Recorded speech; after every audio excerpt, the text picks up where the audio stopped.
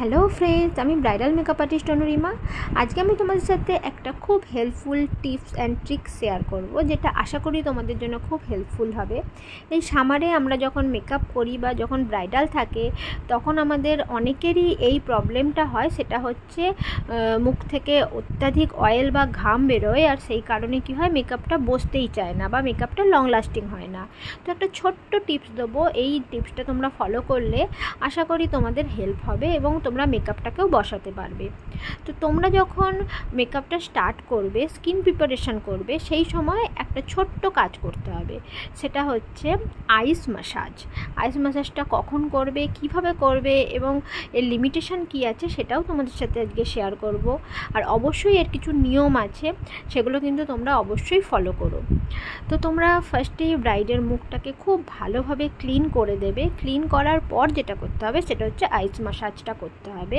কি করে করবে না, এক টুকরো আইস কিউব নেবে, একটা পরিষ্কার কটনের রুমালের মধ্যে দিয়ে তোমরা আইস ম্যাসাজটা করবে।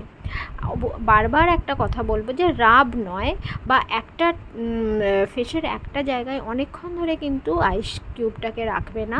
তোমরা হালকা হাতে ম্যাসাজ করবে।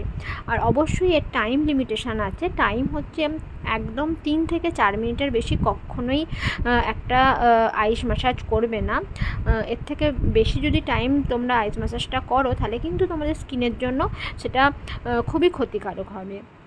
তো এই আইস ম্যাসাজটা করলে কি হয় বা কেন করব, সেটা আমি তোমাদের সাথে শেয়ার করি। আইস ম্যাসাজটা করলে কি হয় হচ্ছে, আমাদের ফেসের মধ্যে যে ওপেন পোর্সগুলো থাকে সেগুলো কিছুক্ষণের জন্য মিনিমাইজ হয়ে যায়।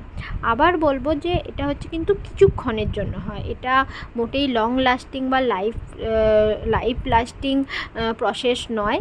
এটা কিন্তু কিছুক্ষণের জন্য হবে, আর সেই টাইমটা তোমাদের কাজে লাগাতে হবে মেকআপের জন্য।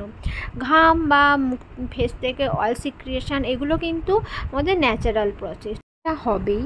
তো আমরা যেটা করতে পারি যে কিছুক্ষণের জন্য আমরা অয়েল সিক্রেশনটাকে ব্লক করে দিতে পারি বা ওপেন পোর্সটাকে মিনিমাইজ করে দিতে পারি। আর ঠিক সেই সময় যদি আমরা মেকআপ করি, তাহলে কিন্তু মেকআপটা সুন্দর বসে যায়। তো আমরা অনেকেই লক্ষ্য করে হয়তো দেখেছি, বা তোমরাও মেকআপ করতে গিয়ে এটা তোমরা এই অসুবিধাতে পড়েছো। সেটা হচ্ছে যদি মেকআপ করার সময় সেই সময় মুখ থেকে অয়েল সিক্রেশন খুব বেশি হয় বা ঘাম হয়, তাহলে কিন্তু মেকআপটা বসতেই চায় না। তো সেই কারণে এই প্রসেসটা তোমরা ফলো করো। এই প্রসেসটা ফলো করলে কি হবে, তোমাদের মেকআপটা খুব সুন্দর ওই টাইমে বসে যাবে। আর মেকআপটা সুন্দরভাবে বসে গেলে যেটা হবে সেটা হচ্ছে মেকআপটা কিন্তু লং লাস্টিংও হবে। তো তোমরা এই প্রসেসটা ফলো করো, আশা করি তোমাদের হেল্প হবে। আর লিমিটেশনের কথা যেটা বলছিলাম, সেটা হচ্ছে তোমাদের মধ্যে যাদের সাইনাসের প্রবলেম থাকবে বা খুব ঠান্ডা লাগার ধাত থাকবে, তারা কিন্তু এই প্রসেস ফলো করো না। তো তোমরা যারা আজকে আমার এই টিপস অ্যান্ড ট্রিক্সটা শুনলে, তোমরা অবশ্যই ফলো করো। আর যারা এখনও পর্যন্ত আমার ফেসবুক পেজটাকে ফলো করোনি, আমার ইনস্টাগ্রাম পেজটাকে ফলো করোনি, বা আমার ইউটিউব চ্যানেলটাকে সাবস্ক্রাইব করোনি, তাদেরকে বলবো খুব তাড়াতাড়ি আমার ইউটিউব চ্যানেলটাকে সাবস্ক্রাইব করে দাও, এরকম নতুন নতুন টিপস অ্যান্ড ট্রিক্স পেতে হলে। আর আজকে যে তোমাদের সাথে টিউটোরিয়ালটা শেয়ার করলাম, সেটা একটা খুব কালারফুল আই মেকআপ। তোমরা কিন্তু জানিও যে আজকের আই মেকআপটা তোমাদের কেমন লাগলো।